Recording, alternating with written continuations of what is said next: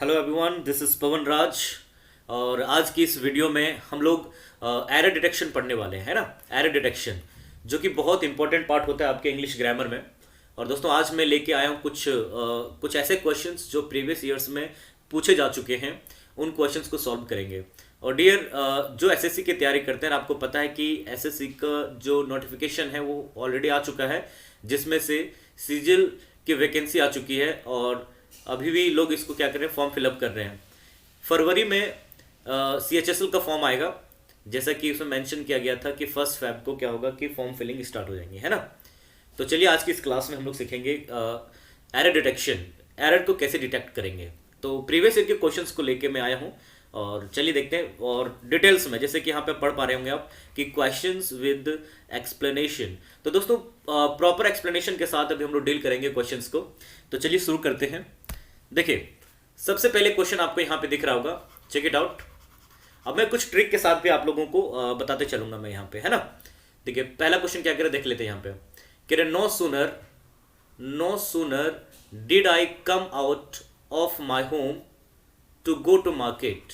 जैसे ही मैं अपने घर से बाहर निकला मार्केट जाने के लिए, वैन का मतलब जब ये कंजंक्शन का काम करता है तो वैन का मतलब जब हो जाता है ना। तो when it started raining heavily, है ना, विच ड्रेंच्ड मी कंप्लीटली। अब ये कहना चाह रहे जैसे मैं घर से बाहर निकला, है ना, बहुत तेज से बारिश होने लग गई, जिससे क्या हुआ कि मैं पूरी तरह से भीग गया। सेंटेंस में एरर कहां पर है, तो मैं एक बिल्कुल कॉन्सेप्ट के साथ मैं आपको बता रहा हूं, यहाँ पे समझना है आपको डियर। तो सबसे पहले मैं बता दूं यहाँ पे एरर जो आपका है वो तो आपका बी पार्ट में है ना। तो बी पार्ट में एरर क्यों है उसके बारे में बात करते हैं। सबसे पहले मैं कॉन्सेप्ट दे रहा हूं, आप लोगों को ध्यान देना है कि सेंटेंस अगर नो सूनर से स्टार्ट हो, ध्यान देना डियर, नो सूनर से सेंटेंस स्टार्ट हो तो उसके ठीक बाद आपको हेल्पिंग वर्ब को पुट करना है। और ये हेल्पिंग वर्ब आपका क्या होगा, अकॉर्डिंग टू टेंस होगा। ध्यान देना है, अकॉर्डिंग टू टेंस यूज करना है आपको। जिस टेंस का आपका सेंटेंस रहेगा उसी टेंस का आपको क्या करना है, हेल्पिंग वर्ब रखना है। इसके अलावा आगे क्या, सेंटेंस में आगे एक कंजंक्शन आता है और वो जो आपका कंजंक्शन होता है वो फिक्स्ड है। ये 100% आपका नो सुनर वाले में देन का प्रयोग होगा। तो चेक कर पाएंगे, स्पेलिंग भी देख लेना, यहाँ पे देन का होगा। कभी कभी क्या करता है इस जगह पे THEN दे देता है, जो कि क्या होगा, गलत हो जाएगा। मतलब नो सूनर में सेंटेंस में आपको 2-3 चीजें चेक करनी है। फिलहाल अभी 2 चीजों पे फोकस करना है आपको कि नो सूनर से अगर कोई सेंटेंस स्टार्ट हो तो उसके ठीक बाद हेल्पिंग वर्ब का प्रयोग होगा और वो helping verb according to tense होगा। मतलब जो टेंस होगा उसी टेंस के हेल्पिंग वर्ब यूज करेंगे। इसके अलावा जो कंजंक्शन सेंटेंस में यूज होगा वो आपका देन होगा, THAN, ध्यान रखना है। तो कभी कभी एग्जाम्स में THEN आ जाता है, वो गलत होगा, ठीक है ना। चलिए देखते हैं, समझते हैं। अभी सेंटेंस में देखेंगे डियर कि कंजंक्शन जो आपका यहाँ पे व्हेन दे रखा है जो कि गलत है, इस जगह पे THAN का प्रयोग होगा। ये चीज खास ध्यान रखना है। सेंटेंस में यहाँ पे चेक कर पाएंगे डियर कि नो सूनर के तुरंत बाद आपका क्या आया हुआ है, हेल्पिंग वर्ब आया है ना, वो भी टेंस के अकॉर्डिंग। जब डिड आता है तो वर्ब की कौन सी फॉर्म आती है, फर्स्ट फॉर्म आती है। क्लियर है। तो इस तरीके से हम लोग डील करते हुए चलेंगे क्वेश्चंस को। और इस तरह के कई सारे वीडियोस मैं ऑलरेडी अपलोड कर चुका हूं इस चैनल पे, और आने वाले टाइम पे और भी वीडियोस आपको मिलेंगे, ठीक है। चलते हैं नेक्स्ट क्वेश्चन की तरफ। और हाँ, जो भी क्वेश्चन आपको समझ में नहीं आता है, कॉन्सेप्ट जो समझ में नहीं आया, वो आप क्या कर सकते हैं कि कॉमेंट बॉक्स में आप मुझे बता सकते हैं। चलिए चेक इट आउट एवरीबॉडी। अब ये जो क्वेश्चन है चेक करेंगे, कह रहे हैं कि अनलेस, है ना, अनलेस जब तक यू डोंट ओबे, है ना, जब तक तुम आज्ञा का पालन नहीं करोगे, योर एल्डर्स, अपने एल्डर्स का, अपने से बड़ों का, है ना, विल नॉट सक्सीड, है ना, सफल नहीं होंगे आप इन योर लाइफ, अपनी लाइफ में। ये कहना चाह रहे जब तक आप अपने एल्डर्स, अपने से बड़ों का आप आज्ञा का पालन नहीं करोगे, आप सफल नहीं हो सकते अपनी लाइफ में, है ना। देखिए ये भी क्वेश्चन आपका क्या है कि सीजीएल के, है ना, सीजीएल के टीयर 1 में पूछा गया है 8 अगस्त को 2017 में, और फर्स्ट शिफ्ट में पूछा गया क्वेश्चन है। तो चलिए इसे क्वेश्चन इस तरह का क्वेश्चन होगा तो हम लोग कैसे सॉल्व करेंगे। तो दोस्तों याद रखना है आपको, यहाँ पे 2 वर्ड बता रहा हूँ मैं आपको, एक दे रहा हूँ मैं अनलेस और एक वर्ड दे रहा हूँ यहाँ पे मैं अनटिल। ध्यान रखना दोस्तों, ये दोनों वर्ड जो आपके हैं, ये दोनों वर्ड आपके क्या है, नेगेटिव है। क्या है, नेगेटिव वर्ड है दोनों।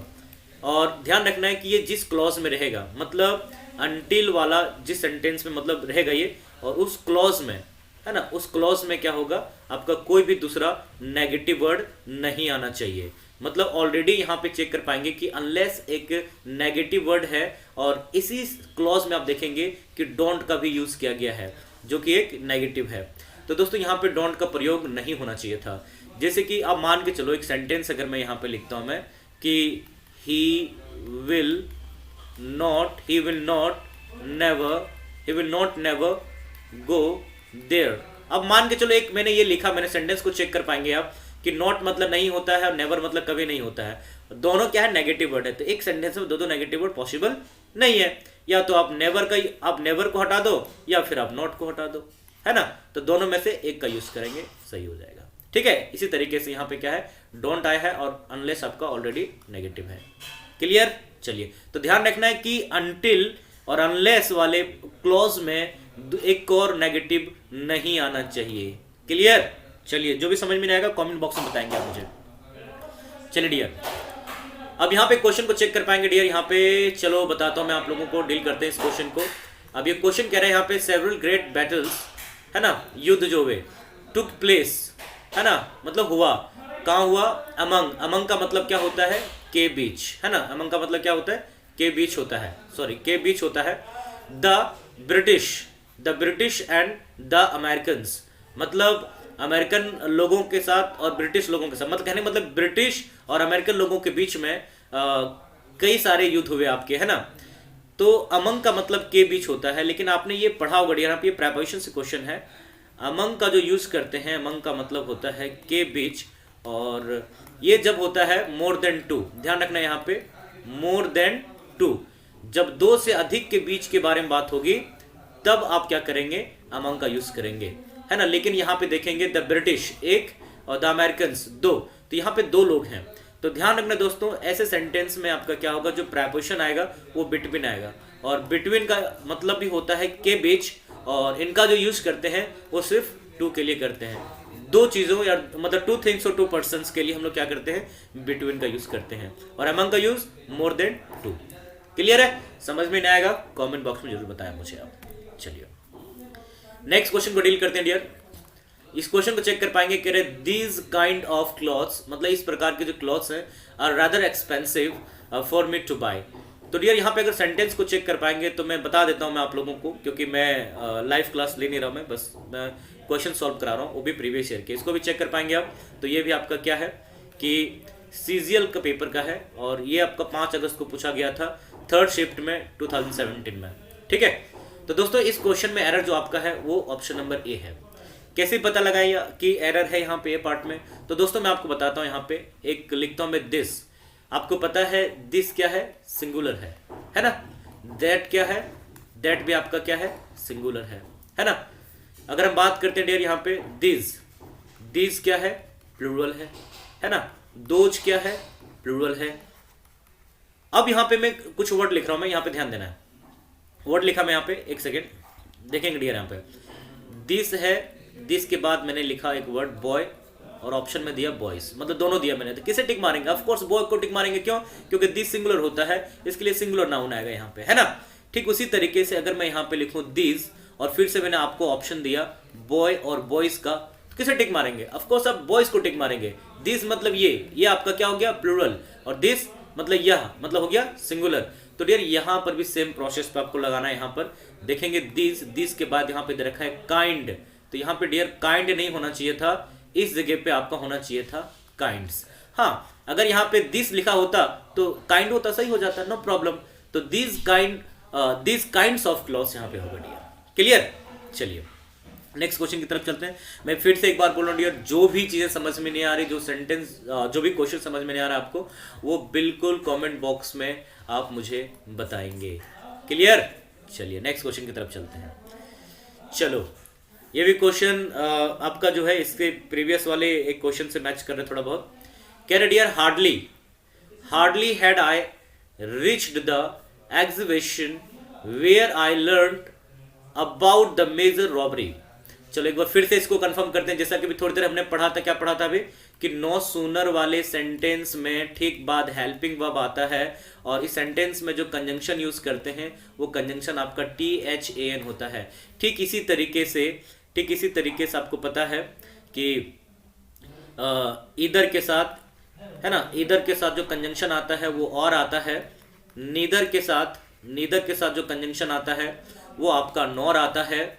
और फिर आगे हम बात करते हैं यहाँ पे बोथ, है ना। बोथ के साथ जो कंजंक्शन आता है वो एंड आता है ना। ठीक इसी तरीके से हार्डली हो आपका, है ना, रेयरली हो, या फिर आपका स्कार्सली हो, है ना। तो आपको ध्यान रखना है कि इनके साथ जो हम लोग कंजंक्शन यूज करते हैं वो कंजंक्शन आपका व्हेन होता है, WHEN, व्हेन का प्रयोग होता है। इसके अलावा कोई दूसरा कंजंक्शन आ जाए तो वो पूरा गलत हो जाएगा। ठीक है, क्लियर है। इसी तरीके से आपका वेदर के साथ होता है ना। ये भी आपको वेदर के साथ होता है कि वेदर के साथ जो कंजंक्शन आता है वो और आता है। तो सेंटेंस को चेक कर पाएंगे डियर कि हार्डली वाले सेंटेंस में आप चेक करेंगे कि जो कंजंक्शन आया हुआ है वो आपका वेयर आया हुआ है, जो कि पूरी गलत है। और सेंटेंस में जो एरर आपका आंसर है वो आपका बी ऑप्शन से होगा। इस जगह पे वेयर की जगह पे यहाँ पे व्हेन का प्रयोग होना चाहिए था, है ना। एक चीज़ और इसमें याद रखिएगा आप लोग, मैं इसको फिर से एक बार क्लियर करा रहा हूँ। मैं यहाँ पे ध्यान देना, यहाँ पे क्लियर करा रहा हूँ एक बार फिर से, है ना।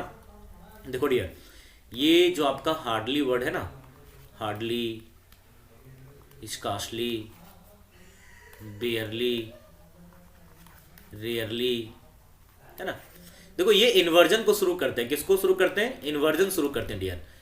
इन्वर्जन का मतलब ये होता है कि सब्जेक्ट से पहले वर्ब, है ना। सब्जेक्ट से पहले वर्ब इन्वर्जन कहलाता है। जैसे नो सूनर वाले में क्या देखा था, तुरंत बाद वर्ब चाहिए था। यहाँ पर भी देखो हार्डली के बाद क्या है, वर्ब आया हुआ है सब्जेक्ट से पहले। अगर ये हैड आई के बाद होता तो सेंटेंस में यहीं पर एरर होता। मतलब हार्डली जब सेंटेंस को शुरू करता है तो उसके ठीक बाद क्या चाहिए होता है, हेल्पिंग वर्ब चाहिए होता है अकॉर्डिंग टू टेंस। तो ये टेंस आपका क्या है, पास्ट परफेक्ट का है, जिसमें हेड के साथ वर्ब की थर्ड फॉर्म का प्रयोग होता है। क्लियर है। चलिए, तो आज की क्लास में हम लोगों ने क्या देखा, 5 क्वेश्चन को हम लोगों ने डील किया। जो भी क्वेश्चन आपको समझ में नहीं आ रहे डियर, वो बिल्कुल बेझिझक आप कमेंट बॉक्स में आप मुझे बताएंगे कि सर ये वाला क्वेश्चन मुझे नहीं समझ में आया। और अगर वीडियो पसंद अगर आपको आती है तो डियर डू सब्सक्राइब, आप सब्सक्राइब जरूर करें चैनल को और अपने दोस्तों को जरूर बताएं।